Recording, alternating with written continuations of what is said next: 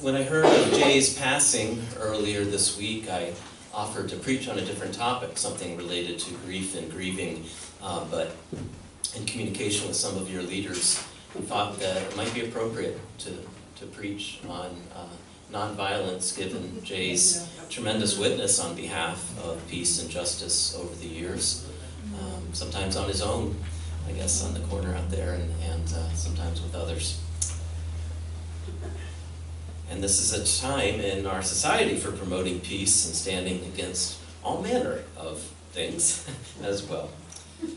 The passages you heard earlier from the Gospel of Matthew are some of the best known and most misunderstood teachings of Jesus. Before we explore these teachings, though, I'd like to first address some of the filters in our ears with regard to these teachings. Most of us know of Jesus only or primarily through the filters of family, religion, and culture. Images of Jesus are many and have changed dramatically throughout time. To give one example, which I had when I went to seminary, we had a big picture. It's called the Laughing Jesus, smiling, and it was just shocking to me. I'd grown up in a Christian church and never seen an image like that. And that kind of laughing, twinkle in his eye kind of Jesus is one I'd like you to keep in mind today.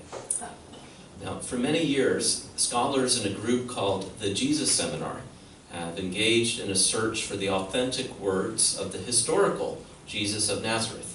While nobody can claim factual certainty in such a quest, I want to emphasize that, the Jesus Seminar, in my opinion, has used, for the most part, reasonable methods in separating the wheat from the chaff, in sorting Jesus' words from those placed on his lips by gospel writers or editors.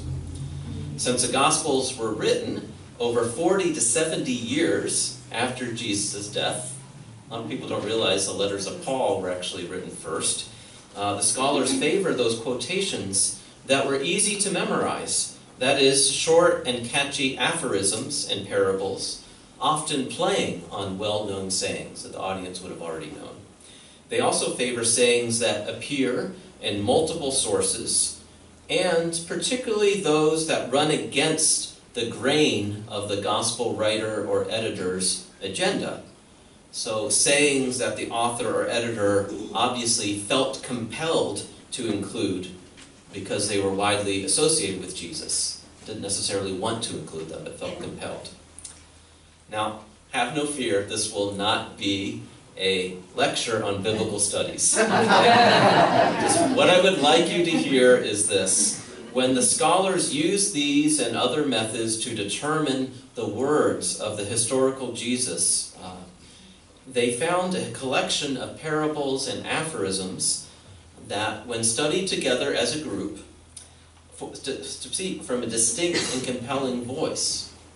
The Jesus Seminar compares this voice to that of a Zen master's, offering clever, challenging, exaggerated, and often humorous sayings designed to shock us out of our common sense and see something with fresh eyes. I find this voice to resemble that of some of the rabbis I've known, clever, challenging, prone to exaggeration, earthy, and humorous. And why not? Since Jesus was, after all, a Jewish rabbi. Christianity did not exist until after his death. So, perhaps you believe this, or perhaps not. If this is the first time you've heard about the Jesus Seminar, I hope you are keeping an open mind. For now, I invite you to try out this perspective on Jesus. Set aside for a moment your previous images of Jesus. Spiritual friend, Son of God, Christ the Conqueror, something your parents forced on you, perhaps not good ways, the Redeemer, whatever those images might be, and imagine a smiling, loving troublemaker. Seriously. Imagine a bright-eyed rabbi who loves to turn things on their head. Imagine somebody who wants to shake us out of our habits and see the world and particularly one another, with fresh, open eyes. Now, imagine this person saying, "You have heard that it was said, an eye for an eye and a tooth for a tooth. But I say to you, do not resist one who is evil.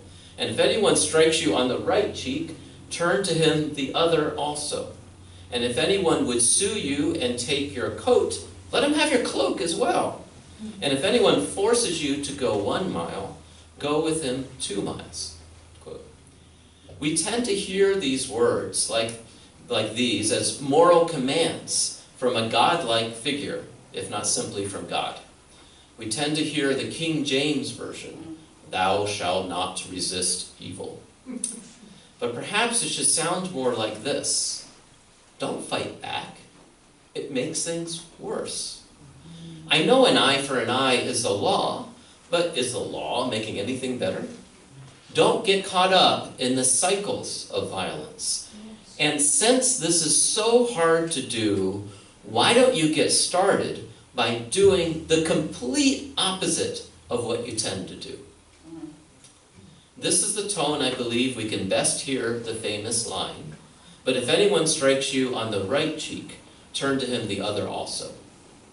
Or as it appears in the Gospel of Luke, I believe, "If anyone strikes you on one cheek, turn to him the other also." Jesus was not saying that we should accept and even seek out abuse, as this line has often been interpreted.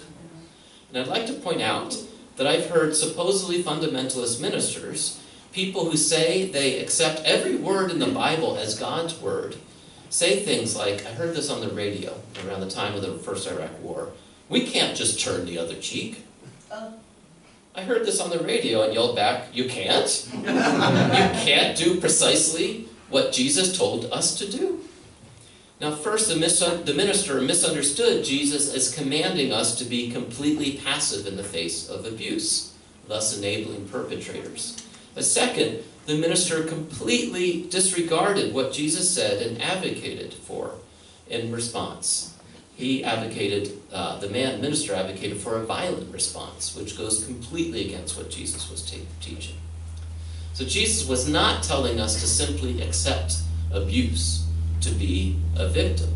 Jesus was trying to shake people out of their knee-jerk reactions of fight, flight, or freeze. That's all right. So we'll get this fixed in just. That's all right, yeah.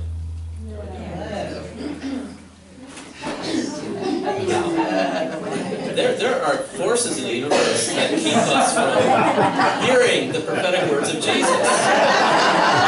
There's something in us that says, no, I want to fight, flight, or freeze. I don't want to do anything else. So Jesus was reminding us that we have other choices. And he does so with abrupt, surprising, graphic language. It's not clear if he means we should literally turn the cheek every time. I doubt it. But to people who want to fight back or run away, then and now, he makes a point. Try something new. And this something new that Jesus suggests has wonderful possibilities. If one were to turn the other cheek when the person who struck you expected something, he might be shocked himself. I'm going to teach us with an example, and I need someone to volunteer who would like to mimic hitting me without actually doing it. And I didn't pick a shill. There's not somebody who's like going to raise their hand and say, oh yeah, you I actually need somebody. So is there somebody who'd like to come up with this? Great, thank you. All right. Okay. Right. Thank you, Dan. So I'm going to have you, actually, I'd like you here so people can see my responses, if that's okay. Okay, so first thing, yeah, I'll tell you what we're doing. The expression is, you notice, it says, it doesn't just say turn the other cheek. In this gospel, it says turn the right cheek. Now, let's presume that my assailant is right-handed. Okay? They usually are. So if I'm turning my right cheek when hit by Nin, how is she hitting me? How can... Like this. Kind of like that. Yeah, what's a more natural way to hit somebody on the right cheek? Oh, I don't know, I've never hit anyone. Well, okay, it's like this, right? Because coming from the right, right? If I'm turning my right cheek from somebody's hitting me for the right, they're not coming like this. They're coming like this, okay? This? So, yeah, not quite like that.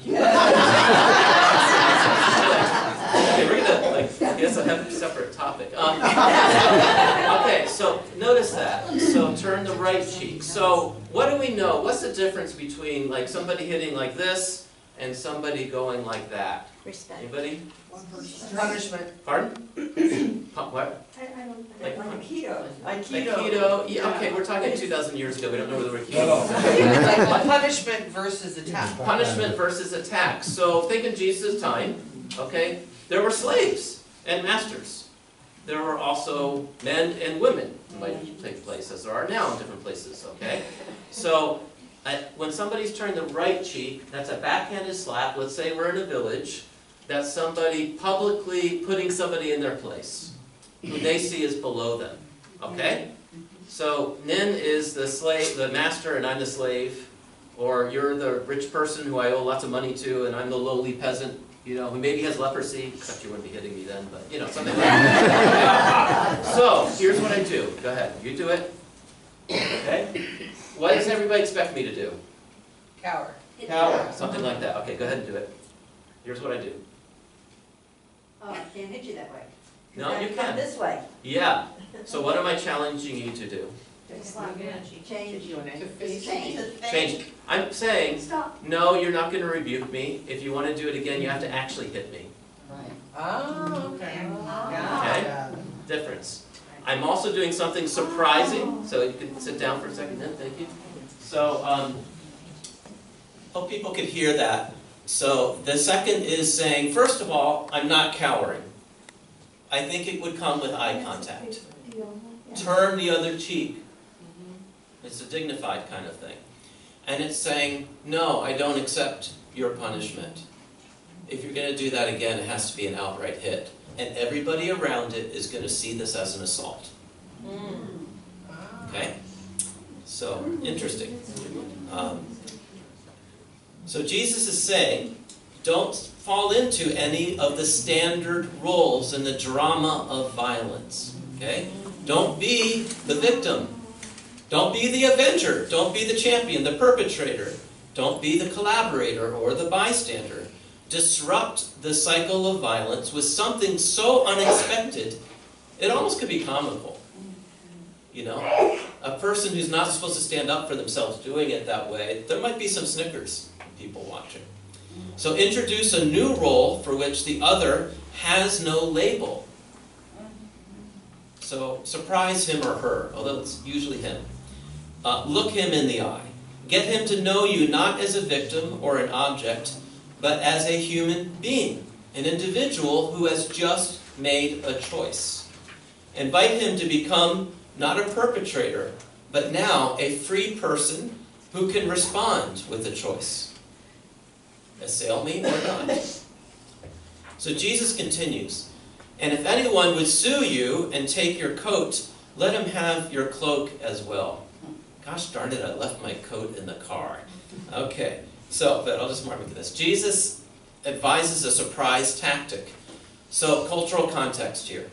In these times, if you owed money to somebody, they could come up to you and say, you have to give me your coat. Okay? So, like taking your house or something like that, the bank could do.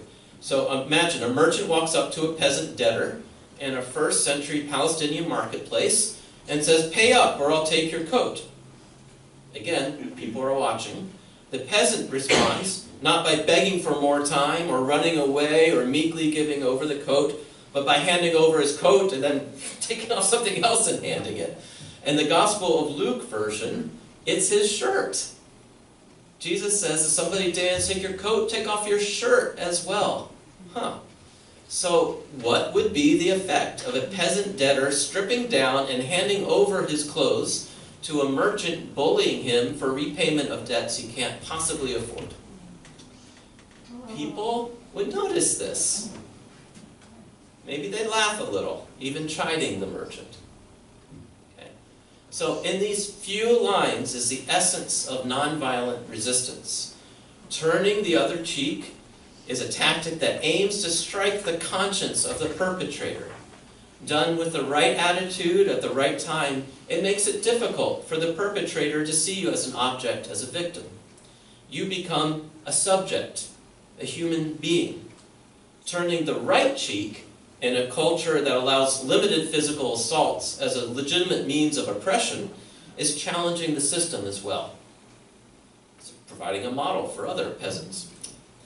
With the right attitude and timing, handing over more than is unfairly or unmercifully demanded of you may also help the person to see you as a person, to see the indecency of their demand, and it may help shame the person into withdrawing their demand. So perhaps you can see how the American Civil Rights Movement drew inspiration from Jesus as well as Gandhi. Please remember that Dr. Martin Luther King was Reverend Dr. Martin Luther King, the son of a minister as well as a minister himself, intimately familiar with the teachings of Jesus. And churches, black churches, hosted nonviolence trainings. Sit-ins and marches served to help improve the odds on some of the perpetrators seeing African Americans as human beings. More effectively, these nonviolent actions, with the help of the media, helped shame the perpetrators in front of the country. This public shaming, in turn, led government leaders to reform oppressive laws and practices. The people who really saw the light weren't the bullies necessarily. They were the rest of us watching on television. And then we put pressure on the government to stop the practices. Now, this could have happened, and I believe did happen in Palestinian villages 2,000 years ago without the TVs. So maybe the perpetrator has a change of heart, maybe not. But the people watching have just seen something different. And that's what's most important. Now, the last of these three teachings of Jesus adds a new dimension. And if anyone forces you to go 1 mile, go with him 2 miles. Okay, Jesus is referring to the practice of Roman soldiers conscripting Jews and other Palestinians to carry their gear. This is the occupying army. There were rules. The rule was you could grab somebody and say, carry my gear for 1 mile. You weren't supposed to go more than 1 mile. So when the soldier got to the end of the mile, he says, okay, scram, and grab somebody else to go for 1 mile. It's kind of a way of oppressing and getting things done without it being so harsh that people revolt instantly. Okay? Now, this is one of my favorite passages in the Gospels. Jesus suggests another outlandish and counterintuitive surprise tactic designed to jolt both parties out of their roles and into a fresh encounter as human beings. So imagine this scenario.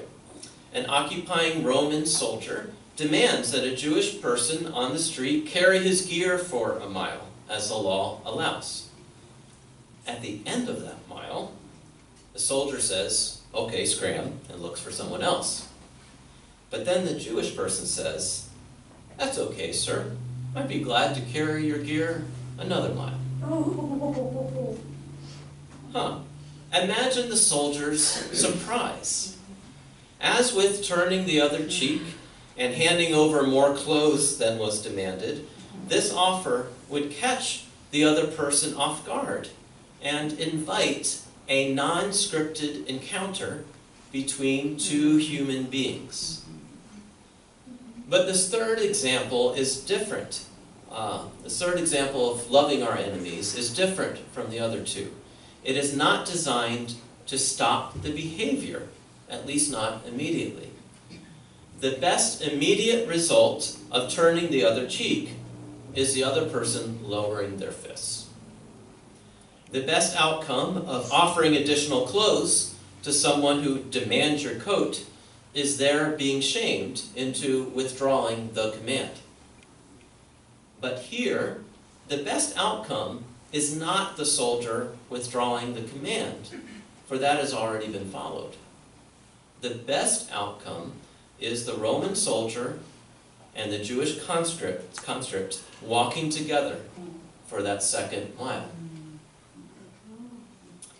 And what would happen on that walk during that 2nd mile? Yeah, it's at least 20 minutes carrying gear. Get to know them. The soldier might very well look for the first time into the eyes of this person who he'd been walking with already. Accustomed to people who cower or resist or just acquiesce, he has met something different. And he has time to think about it. Who is this person?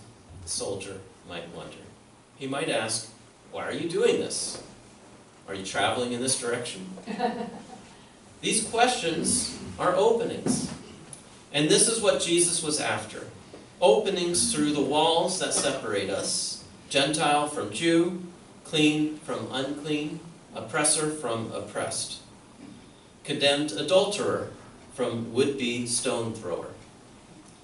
Even if this second mile passed in silence, the soldier would have experienced the Jew as a human being, as an individual who just made a surprising choice. Yet the soldier would not be the only one learning. The Jewish conscript, hard time saying that today, would get to know the soldier, see him as a human being. Perhaps he or she would ask of the soldier, where are you from? Now, a soldier is probably, almost definitely, far from home, sent against his wishes to a faraway land. You may see that this occupation is not fun and games for the soldier either. Each may see that the other ultimately wants similar things out of life. Both may have left families far behind. Each may see, as the Catholic Trappist monk Thomas Merton wrote, that people are not the enemy, war is. I imagine this sounds idealistic, and I suppose it is. But very early in my ministry in Rhode Island, just following 9/11, I wrote in a newsletter column that the only hope that I could see for peace between Israel and Palestine would be for relatives of victims from both sides to get together. A few months later, at a peace conference held by the American Friends Service Committee, I learned that such a group in fact existed and was growing. Palestinians and Israelis walking the second mile together. They have not yet succeeded, but without something like this, nothing will. And I think it's good to remember, with all the drama that's constantly going on in our news, the conflicts in Israel and Palestine and other places are just as real as they were when we actually paid attention to them. And I also wonder, what would it be like if young black men and police officers got together, each joined by their families, to talk about racial profiling, and they truly listened to one another. The young men talking about what it's like to be pulled over or to be falsely accused in other ways, and the police officers talking about the dangers of their job and the need to make split-second decisions. I imagine the mothers, fathers, and other family members talking about the fear they feel whenever their loved one is out at night, or in the wrong neighborhood for them, or just doing their job. I wonder what sort of surprise tactic would invite such a dialogue. And in our families, what would it be like to walk the second mile? Families have their own profiling systems and role assignments. The boss, the caretaker, the troublemaker, the black sheep, the invisible one, the mediator, the flake, the responsible one, the chosen one, the baby, and so on. What would it take to step out of your assigned role in your family? Really? Or in your workplace or school, or at your volunteer organization, or with your friends? Try something gentle, yet surprising. Turn the other cheek. Give more than what is demanded of you, if and only if that would be a change. Set up a situation wherein you and the other might see each other as individuals free of the roles. When you feel yourself stiffening, when you see the other as a threat, then stop and try something different. Resist not evil, Jesus said. Stop fighting. Breathe. Let go.